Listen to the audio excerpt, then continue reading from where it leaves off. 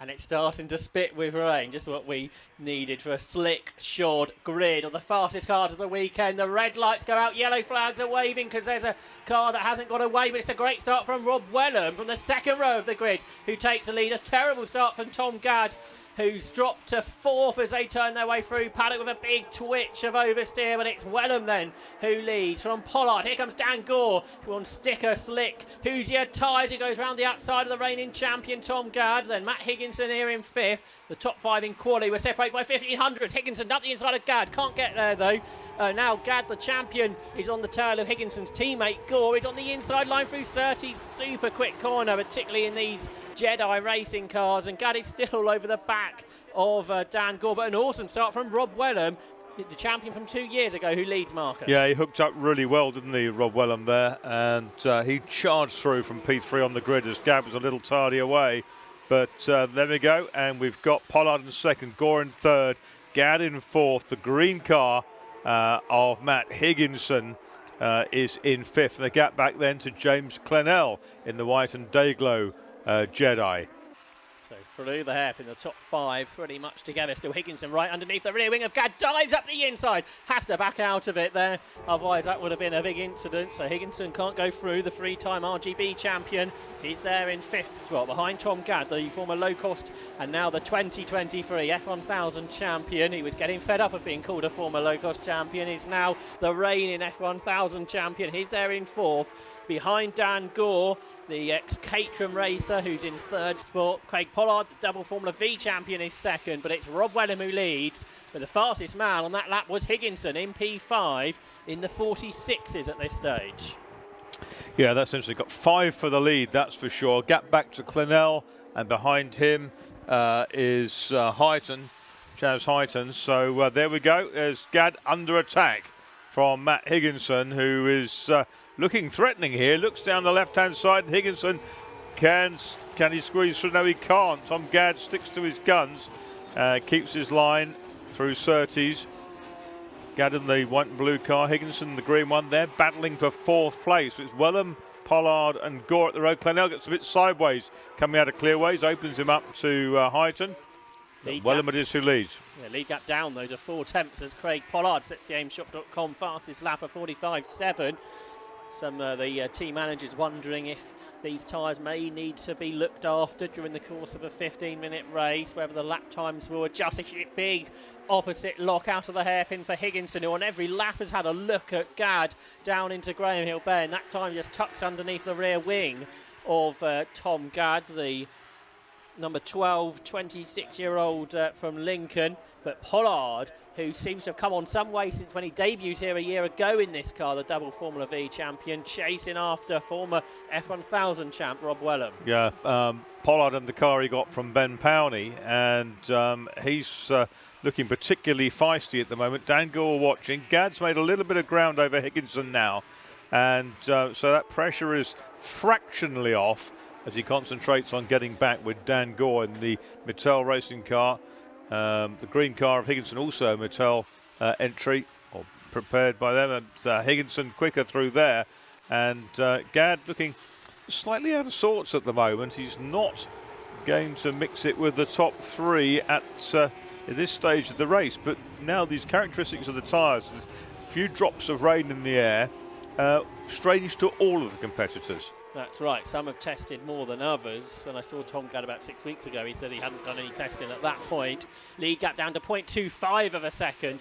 Pollard charging after Wellham.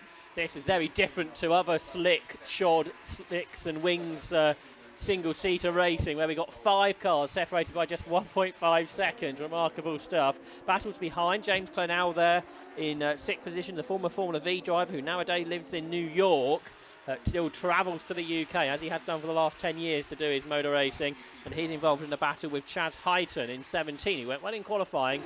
He's there in 7th. But there's the spot of rain on our camera lens. It's not affecting the lap time so far in the 45, but Rob Wellham perhaps as the guinea pig, the first car out there, Mark, is just a little bit circumspect of what he might find when he hits the braking zone. Yeah, exactly that. And of course, these Jedi cars made by the Corbin family in Wellingborough, 40 years old, the Mark, this year. The first one came out in 1984. That car's almost ready to run again in hill climb spec. Fantastic stuff. It's been a real revelation joining the 750 Motor Club, the F1000 Championship. The grids have grown. The quality of driver has got higher, and we have had some great racing over the last few seasons with the F1000 Championship, and having this top 5 high caliber of driver. I think the only driver in the group who's not won a championship, Dan Gore, has won so many races in other things, in Caterhams, for example. Such a competitive category, Caterham racing, and Dan Gore a winner in it. The leaders burst across the line, still in the same order. And here's Heighton attacking Clennell down the outside over the line. Carries a lot of speed. Can't quite make it into the corner. Out the corner, he's not quite got alongside either. Tom Westworth just behind them. The driver in his early 20s in a brand new car for this year. There he is, number 3, Westworth, in a 2024 spec car for the 21-year-old. It's kind of Duracell colours, isn't it? And we've got a reverse grid to come later on in the weekend too, tomorrow. So being inside the top 8 is a good thing. Gore with fastest lap now. Yeah, 45.474. Not quite as quick as qualifying at this stage, but not far away. Up across the line they come. The top 3 absolutely together. Gore underneath the rear wing of Pollard as they turn their way through Paddock, then climb Halewood Hill, up in towards the hairpin. Higginson dropping away now. He was wide at Paddock, right on the edge of the road. Dan Gore, at the end of last year, went over to Magny Cour, where I think he drove a Williams Grand Prix car, which must have been quite something, and he is going really well at the start of this season. Dan Gore, the biggest motor racing fan of penguins. He's got penguins on his helmet, he's got penguin on his race suit and on his race car as well. There is the Mattel Cars liveried car, and Dan Gore then turns its way out of Clark Curve, still right in the wheel tracks of Pollard. And I just wonder, Marcus, if there is this concern of tyre wear, what it's like for those who are sitting like really close to the car in front. Well, you're going to get some aero effect there, some negative aero effect, but the cars do look a little bit understeery. That always was their tendency, but now this slightly different wheel sizes and diameters, tyre sizes and diameters is affecting it perhaps a little bit more than it did. But of course, we'll see as the season wears on, they go to familiar territory with warmer temperatures, get more heat into the tyres, how that evolves and how they evolve setups around the Hoosier tyres, the American Hoosier tyres they're running on. Yeah, unseasonably cold here, even in for Britain, to start the season off. There's rain spots on our commentary box window now too. There's a real battle for 7th position. Clennell's been passed by Heighton, and now he's got Tom Westworth right underneath his rear wing. He chops to the left-hand side of the circuit, just free Westworth. Behind there's a good battle for 10th, which I think is for pole for tomorrow, top 10 reversal, and that includes Chris Keir, who is on the inside of Adam Walker. Adam Walker's been racing Jedi since 2006. Chris Keir in his first ever single-seater race on the inside line goes through to grab 10th position.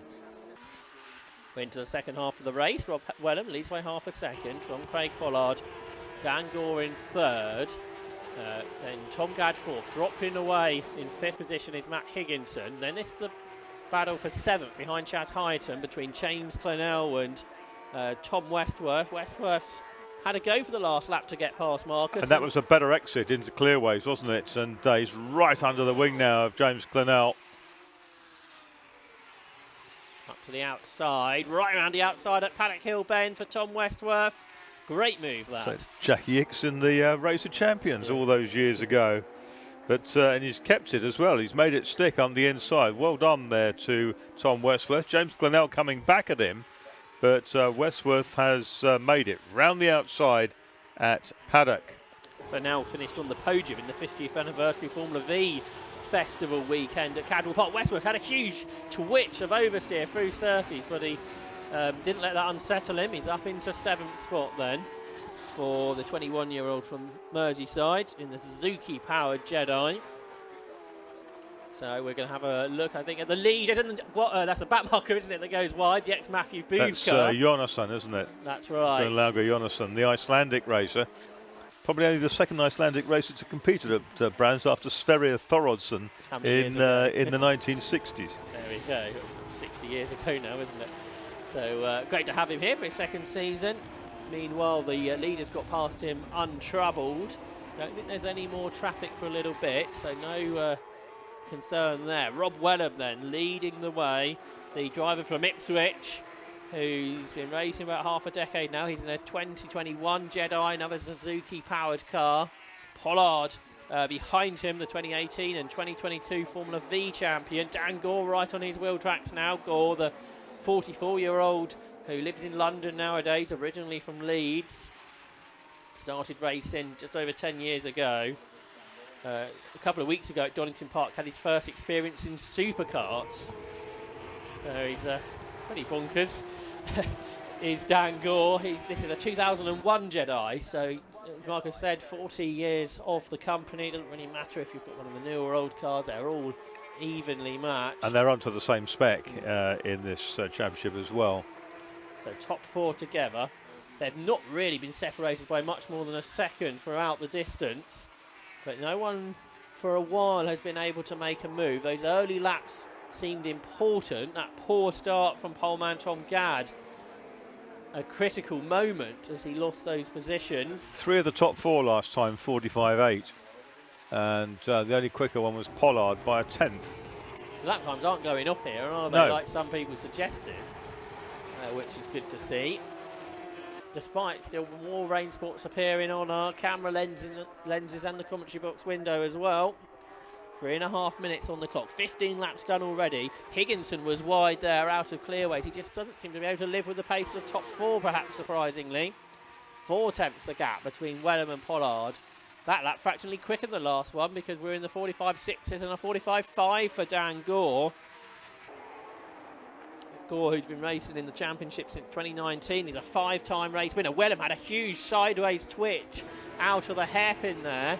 Is that going to give Craig Pollard a chance? I think he might be closer as they come through Graham Hill Bend, but then the aero wash affects him through the fastest corner at Surtees. And that just allows Wellham to perhaps put a car length between himself and Pollard once more. Then Dan Gore's there. It's amazing, Marcus, how close they've been throughout the duration. Yeah, these top 3 really are in a class of their own because Gadd's just decided, I think, that, you know, we're close enough to the end of this race. I'm not going to risk getting with them and perhaps having a drama. We've got 2 races tomorrow and the overall result from the weekend is more important than this particular individual stanza. But Rob Wellham out of the blocks at the start. Incredible. He led so early in the straight. Yeah. He wasn't like he had to fight for it at paddock. He was already ahead. New regulation for this season is there's a limit on the amount of slick tyres you can have as well. So it's not just looking after your tyres throughout one race. They'll have to be used again over the course of the season, whether that's this weekend or later on in the year. New regulation to keep costs down. New fastest lap from Craig Pollard, a 45.443 on lap 17. He wasn't the only one to do a best lap on that race lap because Wellham and Gadd also did personal best, but it's an aimchop.com fastest lap for Craig Pollard, 45.4. He turns his way through Graham Hill Bend. There's going to be a couple of laps to go at the end of this, showing he's got the pace, but despite he doing a fastest lap, he was only, half a tenth quicker than Wellham, so there's nothing in it, really. Although it's been close, we haven't really seen a challenge been made while we've been watching this battle, so are we going to see something like that in the final 2 laps? Yeah, the top 3 have all done 45.4s at some point in this race, and the next 2 45.5s, and the 6th place Heighton 45.6, so closely matched. Yeah, Heighton's going well. He didn't make the best of starts, but his pace this weekend is really strong. I think the best we've seen from him. And we've got that reverse grid race to come in the first race tomorrow, so that's going to be a pretty manic first couple of laps. And that's going to put Kia on pole, isn't it? The single-seater newcomer at this rate. That's right. So 1 lap to go. Has Pollard or Gore got anything up their sleeve for this final lap? Good exit to clearways for Rob Wellham as he starts the final lap then. 4 tenths ahead. You can see more rain falling there, not just on the camera lens, but just on the camera full stop. Is that just going to make Wellham question something here? Has he got a lapped car perhaps to deal with on this final lap as well, which can Craig Pollard sense an opportunity with that car? They've got to put a lap on Bert Chapman to challenge for the lead. Well, Chapman pulls off the left-hand side of the circuit. He's not going to affect this race at all.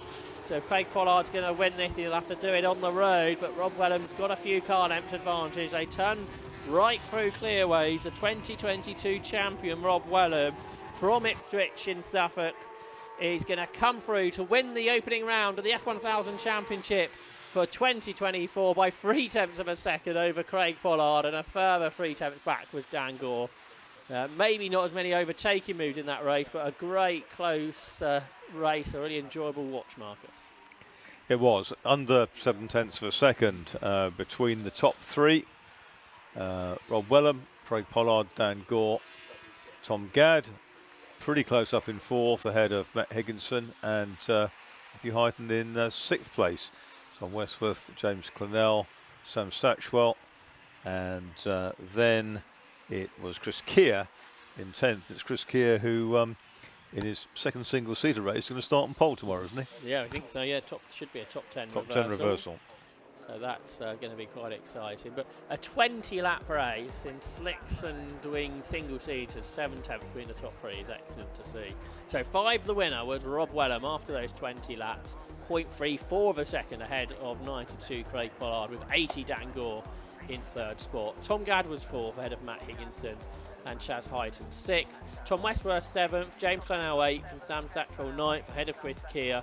Adam Walker was 11th, Bert Chapman 12th, Gunnar Johansson in 13th, and then 14th Joshua Dement.